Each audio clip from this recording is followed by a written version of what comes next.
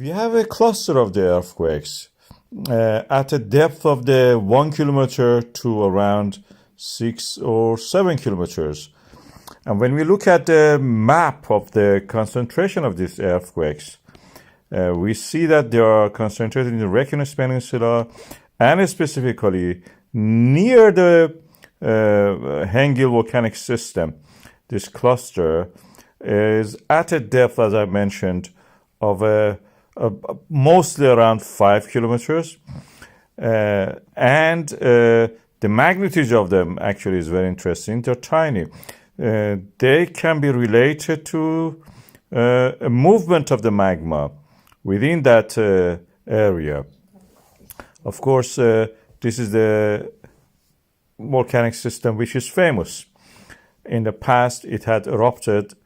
And when we have one eruption, which is currently we have it in the Svartsengi, the pool of the earth crust creates activity in the adjacent volcanic systems. So Svartsengi, when it has eruption, next we'll have Brennisteinsfjöll, next we may have the Hengill or Brennisteinsfjöll, and then Hengill, and then goes toward the north. This is a spreading of the earth crust, lithosphere, as you can see, and through that extension, we have the mid-Atlantic ridge, which a microcontinent of the Iceland is actually sitting on the top of it. So it's created this Reykjanes Peninsula in that area, adjacent to that microcontinent. And we have one eruption in this area, for example, Svartsengi. The next one also will happen in the adjacent toward the east area. Most of these are on the Eurasian plate. I have a video about this. Please watch this.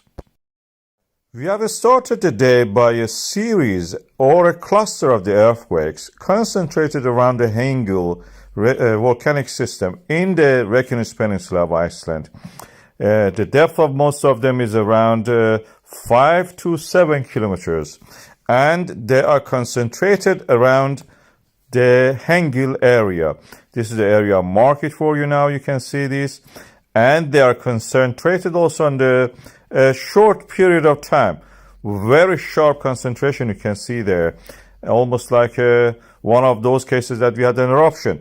It's interesting at this time also, we had 1 kilometer depth earthquake on the ground zero in the Grindavik. That's the area that we are expecting an eruption any moment, related also to the another volcanic system called the Svartsengi volcanic system.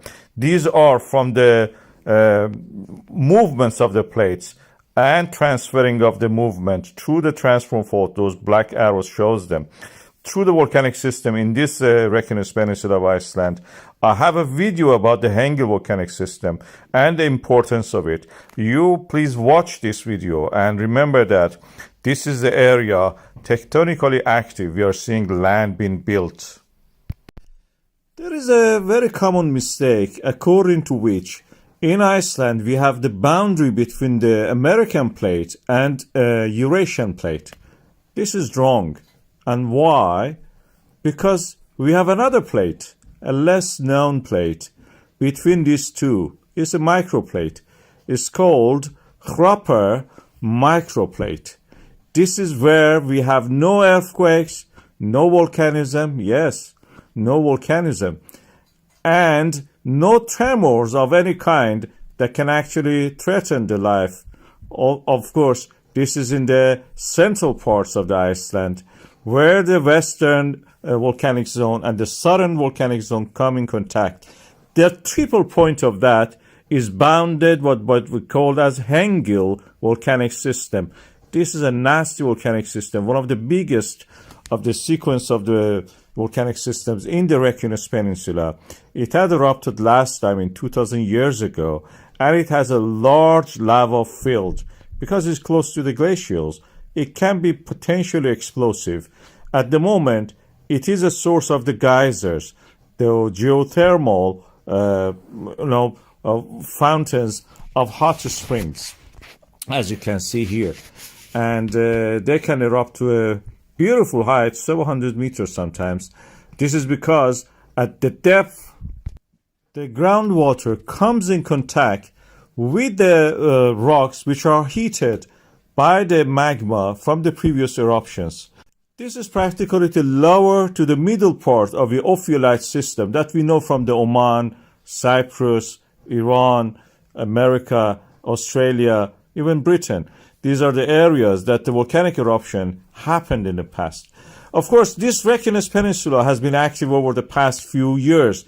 We had the Fagradalsfjall, Merardillo, Little Kotor, Sundunka, Hagafell, Grindavik, and again Sanduka 2 eruptions happening one after another. These volcanic systems are extending where the earth crust is extending and getting thinner and opening up a way for the magma to rise, to form actually by the melting of the top part of the mantle and rise and erupt as lava. Each volcanic system on its own transfers the movement, the thinning of the ground from one system through this process of badinage, means sausage making. These are like a sausage rolls twisted at certain points, starting from the Atlantic Ocean in the Reykjanes Ridge, and then earthquakes transfer through that ridge to the Reykjanes Peninsula and through every single volcanic system that we have there: Elfdorf, Svartsengi, Fagradalsfjall, Kristuvik, Brennisteinsfjöll, and the last one is Hengill one. And the Hengill after that is a triple junction for the south and the western volcanic zones. So transferring of the movements happens there. Hengill is the last in the chain. When the others have erupted, Hengill will be the last one to erupt. And when the others have the tremors and movement, Hengill will be the last one to receive the movement, to accommodate the movement. Otherwise, practically, they cannot move if they don't accommodate this movement. Hengill is always the last. So in that sense, we can say that this is difficult to move the Hengill. And now the Hengill, we have earthquakes in that area, which is now moving. The transformation of the movement from the Reykjanes Ridge to the Reykjanes Peninsula is not completed. And as the time goes by, when the Kristuvik volcanic system is awakening, next is the Brennisteinsfjöll activated, and then the Hengill volcanic system. One by one, they will erupt in the future over the next decades, probably.